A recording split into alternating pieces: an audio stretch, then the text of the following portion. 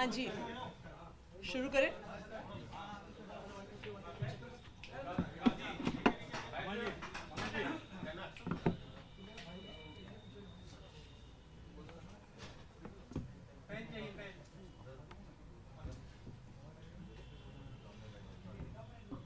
हाँ जी, दिल्ली के तथाकथित शराब घोटाले में 2 साल से सीबीआई और ईडी की जांच चल रही है। इस 2 साल में बार बार, चाहे लोअर कोर्ट हो, चाहे हाई कोर्ट हो, चाहे सुप्रीम कोर्ट हो, एक सवाल बार बार उठा है कि मनी ट्रेल कहां है, पैसा कहां गया। ऐसा कहा गया कि शराब कारोबारियों को मुनाफा पहुंचा, बहुत ज्यादा मुनाफा पहुंचा।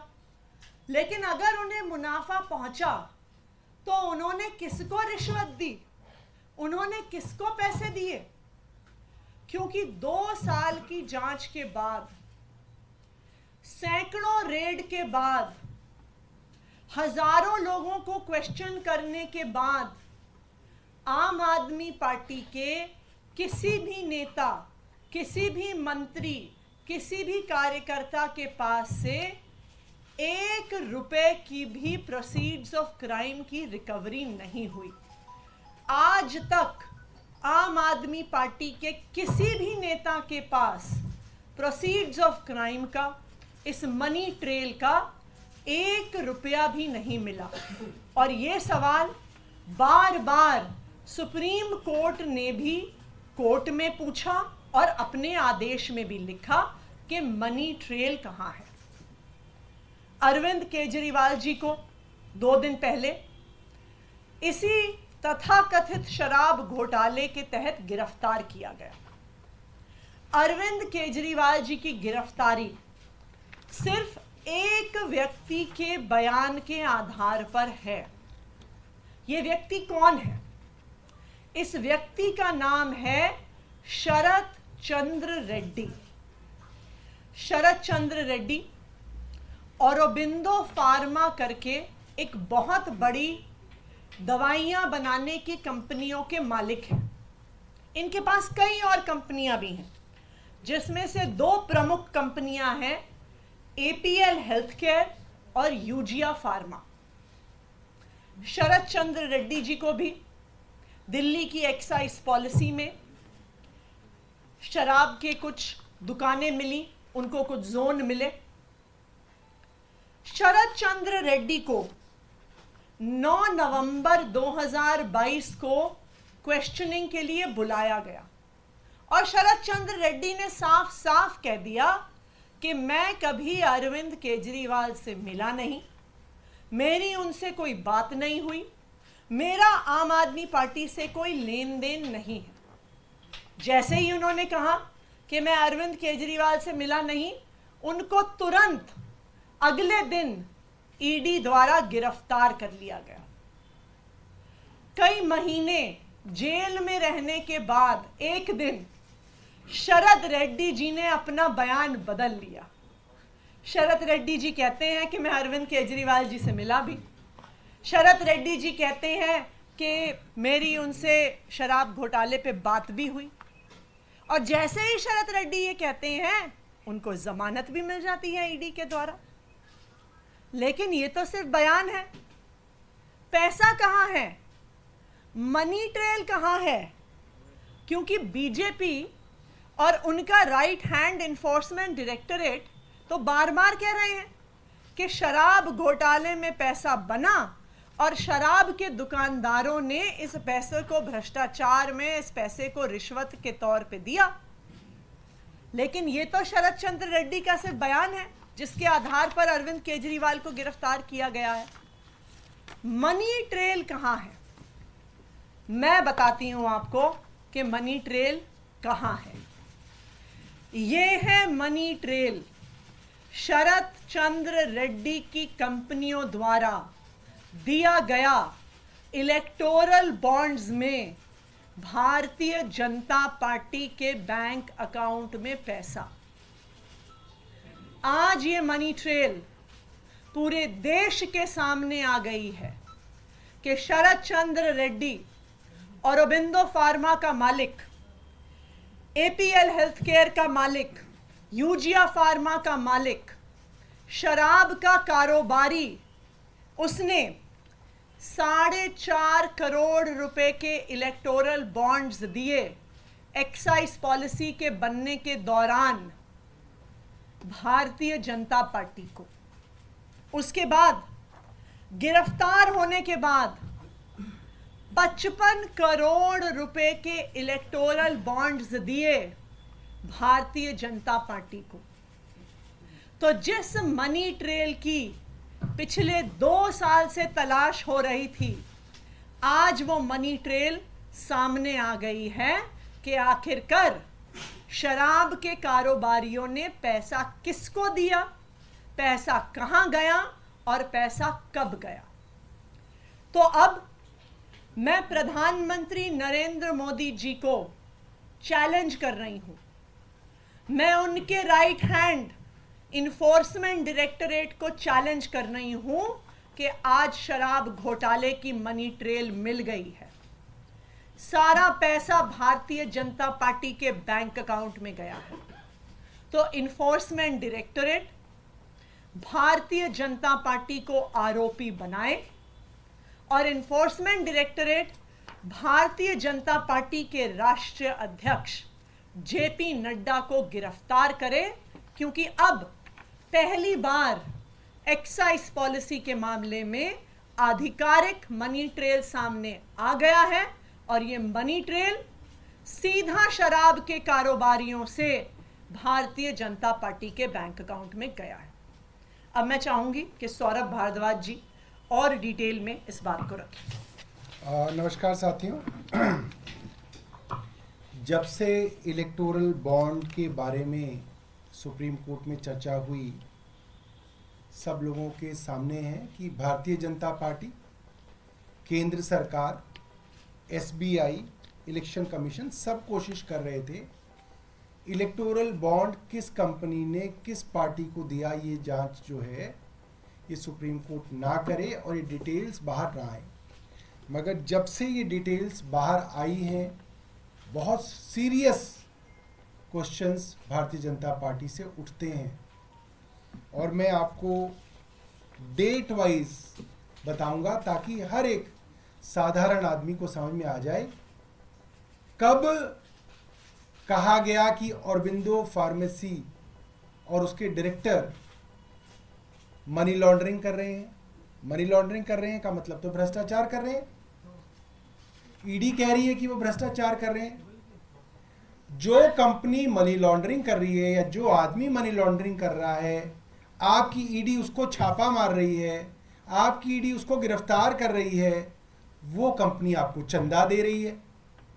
और 1-2 नहीं, 59.5 करोड़, 59.5 करोड़ रुपए का चंदा भारतीय जनता पार्टी ने लिया है। उनके अकाउंट से इनके अकाउंट में आया है, सबूत है। सुनिए, नवंबर से पहले, नवंबर 2021 से पहले की बात बतानी जरूरी है, क्योंकि नवंबर 2021 में ये पॉलिसी आई और इस पॉलिसी के अंदर ईडी का आरोप है कि शरद चंद्र रेड्डी और उनसे संबंधित कंपनियों को दिल्ली के अंदर 5 जोन मिले लिकर वेंट्स के। बहुत बड़ी बात है, ये एलिगेशन है।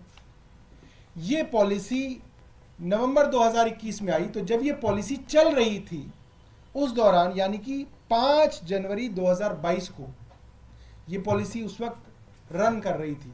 इनके पास 5 जोन थे। उस दौरान औरोबिंदो फार्मा ने 3 करोड़ के बॉन्ड खरीदे और उसके कुछ दिनों में बीजेपी ने वो बॉन्ड इनकैश करा लिए। अभी सबूत आ गए हैं कि भारतीय जनता पार्टी ने ये पैसा ले लिया है। उसके कुछ दिनों बाद जुलाई में औरोबिंदो फार्मा ने 1.5 करोड़ रुपए के बॉन्ड खरीदे। जुलाई 2022 में ही बीजेपी ने वो बॉन्ड इनकैश करा लिए। औरोबिंदो फार्मा का पैसा आ गया। अभी तक औरोबिंदो फार्मा के ऊपर कोई मुकदमा नहीं चला है, ठीक है। अब इसके बाद आते हैं नवंबर में। अब आपको मालूम ही है कि जुलाई के अंदर ये पॉलिसी 2022 में वापस आ गई, सरकार ने वो पॉलिसी वापस ले ली और ये बात होने लगी, सब जगह मुकदमे दर्ज होने लगे, सीबीआई के मुकदमे दर्ज हो गया कि ये जो कंपनियां हैं ये अब रडार में हैं, इनके ऊपर जांच चल रही है।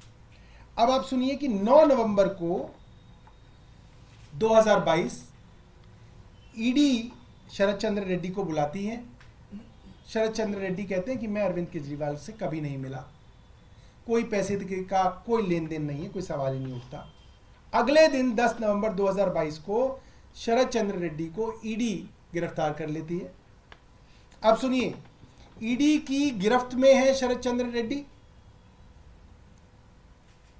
गिरफ्तार हो चुके हैं। 10 नवंबर 2022 को गिरफ्तार हुए हैं। 15 नवंबर 2022 को औरबिंदो फार्मा 5 करोड़ रुपए के बॉन्ड खरीद के बीजेपी को देता है। अब ये साफ है, आपके पास वो आदमी है, उसका डायरेक्टर आपके पास अंदर है जेल में, पीएमएलए में, मनी लॉन्ड्रिंग में, उसके पिताजी की कंपनी है, आपने 5 करोड़ रुपए उस कंपनी से भारतीय जनता पार्टी ने बॉन्ड में ले ली। अब आगे सुनिए, ये भी इनकैश करा लिए गए। इसके बाद 6 जनवरी 2023, इस वक्त शरद चंद्र रेड्डी जेल में है, 5 करोड़ रुपए देने के बाद भी जेल में है। शरद चंद्र रेड्डी से दोबारा से पूछा गया, चार्जशीट दायर की गई। चार्जशीट के अंदर ईडी ने कहा कि शरद चंद्र रेड्डी ने माना नहीं है, मगर ईडी कह रही है कि यह किंगपिन है। जो कल अरविंद केजरीवाल जी को किंगपिन बताया जा रहा था, वो 6 जनवरी 2023 में शरद चंद्र रेड्डी थे, उनको किंगपिन बताया गया और उनके खिलाफ चार्जशीट दायर कर दी गई और बताया गया ये सबसे बड़े बेनिफिशियरी हैं। जैसे कल अरविंद केजरीवाल जी को बताया कि ये किंगपिन भी है और बेनिफिशियरी भी है, ये शरद चंद्र रेड्डी थे 1 साल पहले। अब फिर जनवरी 2020 में जब इनकी बेल की सुनवाई शरद चंद्र रेड्डी की हो रही थी, अभी वो जेल में ही हैं, तो उन्होंने ईडी पे आरोप लगाया कि ईडी के लोग उनके ऊपर फोर्स का इस्तेमाल करके, बल का इस्तेमाल करके उनसे झूठी स्टेटमेंट लेना चाहते हैं और उनके एम्प्लॉयज को भी डराया धमकाया जा रहा है। ये हमारा नहीं, शरद चंद्र रेड्डी का अपनी बेल के अंदर स्टेटमेंट है कि मुझको दबाव डाला जा रहा है कि जो ईडी कह रही है प्री डिक्टेटेड स्टेटमेंट मैं दूं। ये जनवरी 20, 2023 की बात है। अब 6 महीने बीतते हैं, आदमी जेल के अंदर सड़ रहा है, करोड़पति बाप का बेटा, कई बड़ी बड़ी कंपनियों का मालिक, जेल में चक्की पीसेंगे। अप्रैल आ गया, अप्रैल के अंदर अब आप देखिए क्या होता है। अप्रैल के अंदर करीब 6 महीने बाद शरद चंद्र रेड्डी स्टेटमेंट दे देते हैं कि हाँ मैंने 100 करोड़ रुपए दिए। 6 महीने बाद, कई बार स्टेटमेंट देने के बाद ये उन्होंने स्टेटमेंट दी।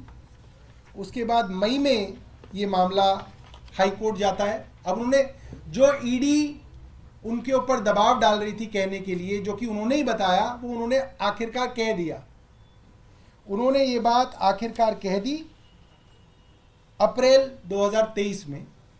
अब मई आ गया, मई में उनकी एप्लीकेशन अब हाई कोर्ट के अंदर लगी कि मेरी पीठ में बहुत दर्द चल रहा है। ईडी ने कहा हाँ साहब इनके पीठ में बहुत दर्द है, लिहाजा इनको बेल दे दी जाए। पीठ में दर्द पे हमारे यहाँ ऑफिस से छुट्टी नहीं मिलती, ईडी ने इन्हें बेल दे दी। मिलती है किसी को पीठ में दर्द पे ऑफिस से छुट्टी? आप सब कैमरामैन हैं, सब लोग हैं, पत्रकार यहाँ पे, कौन एडिटर देता होगा? ईडी ने इनको बेल दे दी 8 मई 2023 को। और जैसे ही बेल मिली, पंछी आजाद हुआ। 2 जून 2023 को कहा गया सरकारी गवाह बने शरद चंद्र रेड्डी, मतलब सरकार की शरण में आ गए। अब जब शरण में आ गए तो जैसे जो भी शरण में आता है फिर वो प्रसाद चढ़ाना पड़ता है। फिर आप प्रसाद की कहानी सुनिए।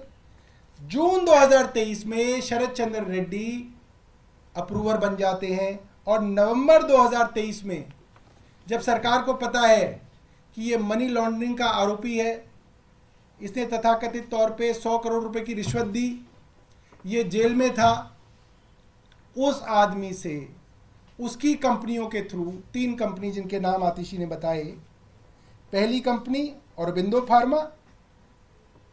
फार्मा और उसकी 2 सब्सिडीज से 50 करोड़ रुपया भारतीय जनता पार्टी ने लिया। 50 करोड़ रुपया छोटा मोटा नहीं है कि कोई 50,000 रुपये डाल गया प्लीज ले लो। 50 करोड़ रुपए के electoral bond Bharatiya Janata party ने शरद चंद्र रेड्डी की कंपनियों से लिए। अब क्या हुआ?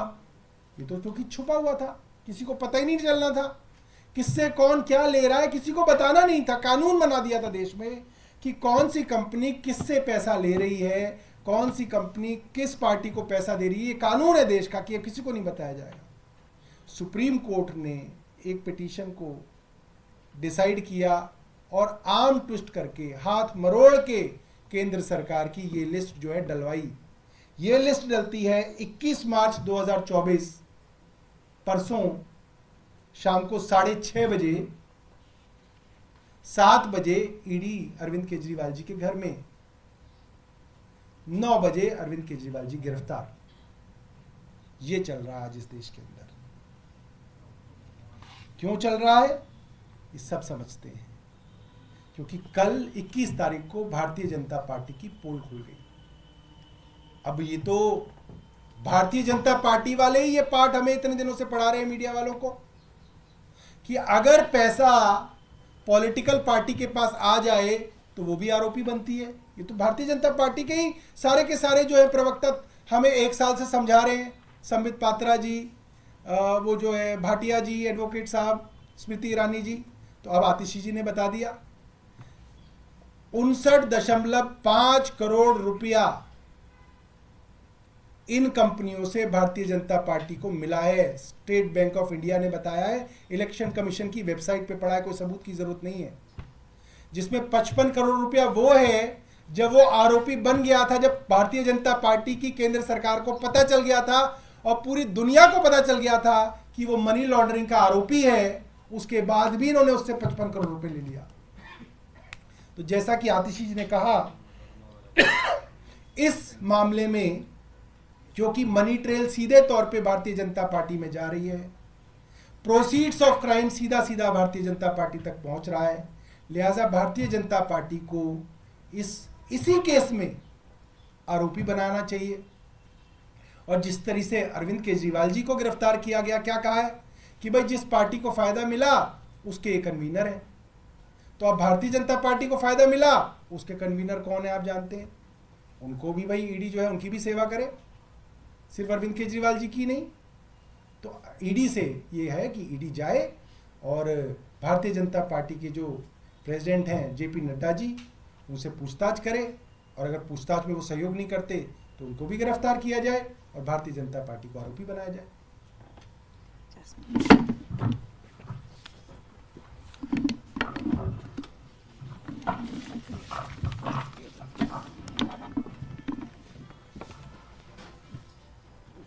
आज जो गंभीर तथ्य और प्रूफ, मैं ये एलिगेशन की नहीं बात कर रहा, आज जो प्रूफ देश के जनता के सामने जो बाहर आया है, इससे ये साबित हो गया है कि शायद भारत के इतिहास का सबसे बड़ा पॉलिटिकल स्कैम बीजेपी ने किया है। इतना खुलेआम, इतना open and shut case of political corruption शायद ही भारत के इतिहास में कभी प्रूव किया होगा, जो आज आम आदमी पार्टी ने इस प्रेस वार्ता के माध्यम से प्रूव किया है। सारे तथ्य देश की जनता के सामने रखे हैं। भाजपा पिछले 2 साल से क्या कहती आ रही है, ये तो कानून के तहत ये सारी चीजें हो रही है, कानून सबके लिए समान होता है, आम आदमी पार्टी कानून के हिसाब से चले। आप अपने मन में केवल एक सवाल पूछिए कि अगर ये सारा पैसा शरद चंद्र रेड्डी ने आम आदमी पार्टी को दिया होता तो क्या आज आम आदमी पार्टी के लोग बाहर होते, या एक के एक सारे 40, 50, 100 नेता सारे जेल के अंदर होते। और अगर यही प्रमाण आम आदमी पार्टी के साथ लागू होता है तो भाजपा के साथ क्यों नहीं होना चाहिए। खुले आम वसूली हो रही है, केवल और केवल पॉलिटिकल कॉन्स्पिरेसी नहीं है ये कि आम आदमी पार्टी के नेताओं को अंदर डाले। एक तीर से 2 निशाने हैं यहां पर, यह समझने वाली बात है। भाजपा ने शरद चंद्र रेड्डी को सबसे पहले ईडी के माध्यम से पकड़ा। इनकी ईडी की चार्जशीट खुद कहती है कि शरद चंद्र रेड्डी सबसे बड़े किंगपिन और बेनिफिशियरी है इस कथित शराब घोटाले के, और चंद ही महीनों में जो सबसे बड़ा किंगपिन है वो स्टार अप्रूवर बन जाता है, इस केस का प्राइम विटनेस बन जाता है, और उसके चंद महीनों बाद कुल 12 महीनों के अंदर जो करीबन 60 करोड़ की वसूली हुई, तो मतलब भाजपा का स्टार डोनर भी वही शरद चंद्र रेड्डी बन जाता है। ये सबसे इंपॉर्टेंट चीज है कि, और भाजपा को कभी भी यह संदेह नहीं था कि यह चीज बाहर आएगी। ये तो भगवान की कृपा है कि सुप्रीम कोर्ट के माध्यम से ये सारी चीजें बाहर आई, और ये बाहर नहीं आने वाली थी। आप ये मान के चलिए कि केवल यहां पे मनी लॉन्ड्रिंग का पैसा भाजपा तक नहीं पहुंचा है, इस मनी लॉन्ड्रिंग के ट्रेल को छुपाने की भी हर संभव प्रयास किया गया। एसबीआई भाजपा के पीछे खड़ी हो गई, देश का finance secretary, finance department, finance minister, RBI, election commission of India, तमाम एजेंसियां भाजपा के पीछे खड़ी हो गई कि नहीं साहब, हम इलेक्टोरल बॉन्ड का डेटा तो बाहर नहीं आने देंगे। लेकिन भगवान की कृपा थी कि आज भाजपा के ये काले करतूत, भाजपा का ये पाप देश की जनता के सामने आ गया। अब ये ओपन एंड शट केस है, इसके बाद कुछ नहीं बचता। देश के सामने आज भाजपा बेनकाब हो गई है कि आप कैसे केवल और केवल एक नकली मुकदमे में आपने अरविंद केजरीवाल जी को बंद किया है, और उसके सामने, उनके सामने जो एक प्राइम विटनेस का स्टेटमेंट आपने कोर्ट के सामने कल जो रखा, जिसके आधार पे इनकी रिमांड की एप्लीकेशन आपने दर्ज करी, वो प्राइम विटनेस और कोई नहीं है, भाजपा का प्राइम डोनर है। धन्यवाद।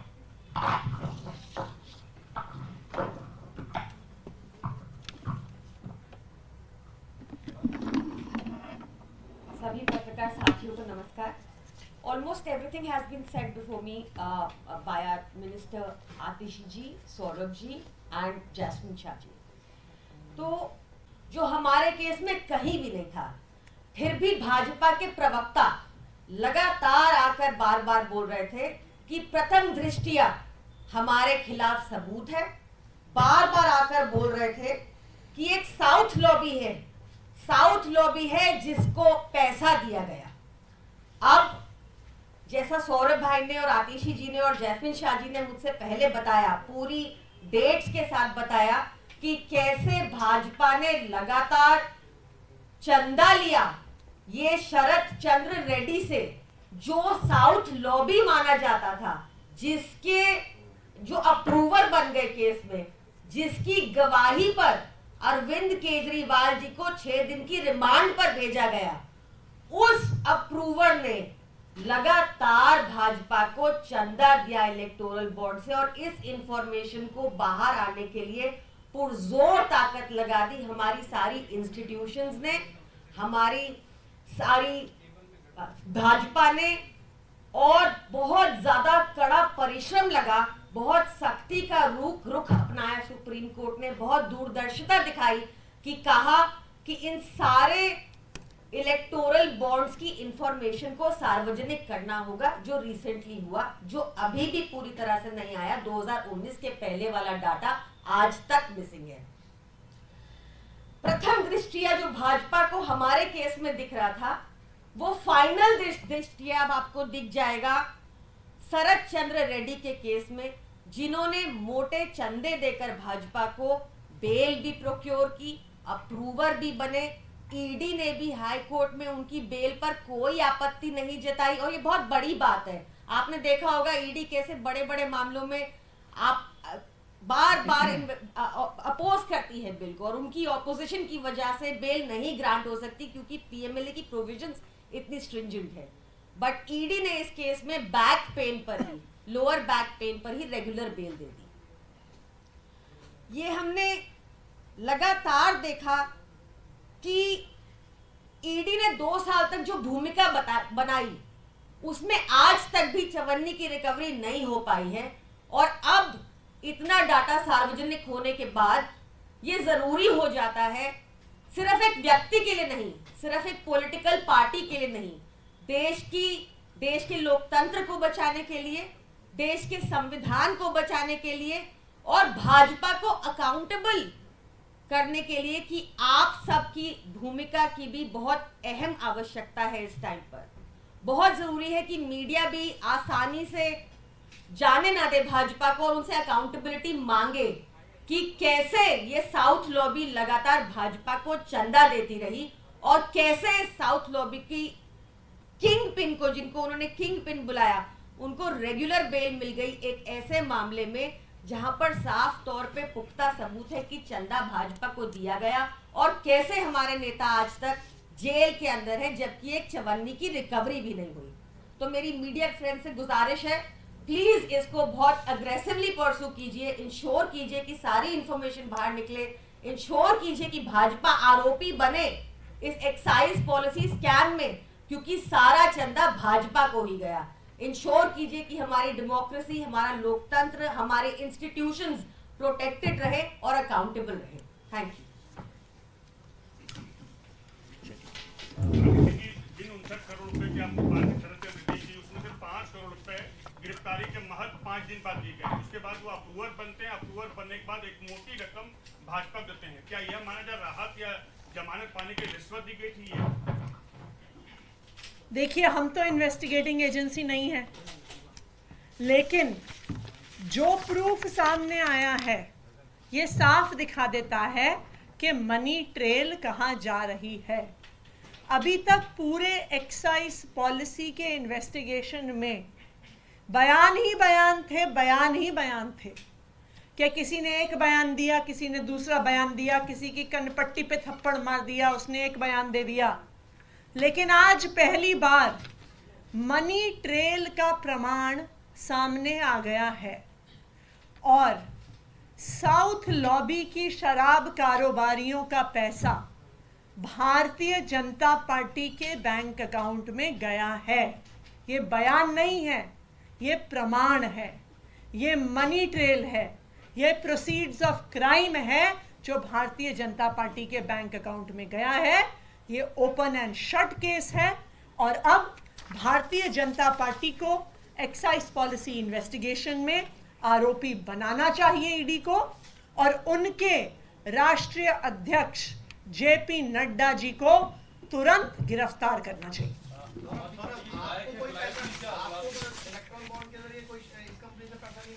शरद चंद्र रेड्डी सर, मेरे को जो जानकारी दी गई है ऐसा नहीं है। अगर होता तो अब तक तो भारतीय जनता पार्टी जो है प्रेस कॉन्फ्रेंस कर रही होती। ये लेकिन आरोप लगेगा कि हो सकता है कि इसी तरह से जो आप आरोप लगा रहे हैं कि पैसा रूट करा के लाया गया, ऐसे ही बाकी लेकर कंपनीज ने आम आदमी पार्टी को ईबी के थ्रू फंड किया। हमारा भी ईबी का डेटा पब्लिक डोमेन में है। कितना 20 करोड़, हमें 60 करोड़ हमें ऐसे ही कुछ 20-30 करोड़ रुपए मिले हैं इलेक्टोरल बॉन्ड्स में, अलग अलग लोगों से, अलग अलग कंपनियों से। नहीं, हम तो सेम कानून, तो देखो जो कानून बीजेपी पे है वो हम पे लागू है, हो, बिल्कुल। जो हम पे लागू है वो उन पे लागू हो। हम ये नहीं कह रहे कि हमारे लिए अलग कोई कानून बना।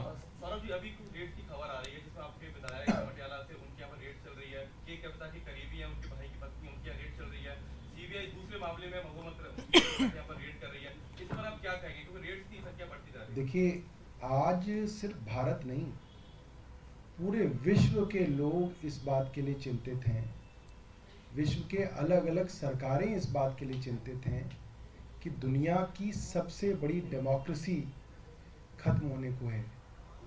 इस डेमोक्रेसी जिसके ऊपर नाज करते थे, उसमें आज इस तरीके की सरकार है जो सारे विपक्ष को खत्म करना चाहती है, ओपन है। और जैसे किसी और देश के अंदर जब विपक्ष पे हमला होता है और डेमोक्रेसी खत्म होने की बातें आती हैं तो भारत को चिंता होती थी, इसी तरीके से आज पूरे विश्व को जो है हिंदुस्तान की डेमोक्रेसी के लिए चिंता है। जर्मनी से भी स्टेटमेंट आया है इसके। जर्मनी से भी स्टेटमेंट आया है। कई बड़े बड़े अखबार, इंटरनेशनल न्यूज़पेपर्स, वॉशिंगटन पोस्ट है, फाइनेंशियल टाइम्स है, इकोनॉमिस्ट है, न्यूयॉर्क टाइम्स है, कई बड़े बड़े अखबार हैं जिनके अंदर ये चिंता जो है जाहिर हो रही है कि हिंदुस्तान की जो प्रजातंत्र की व्यवस्था थी वो आज बड़े सवालिया निशान उस पर खड़े हैं।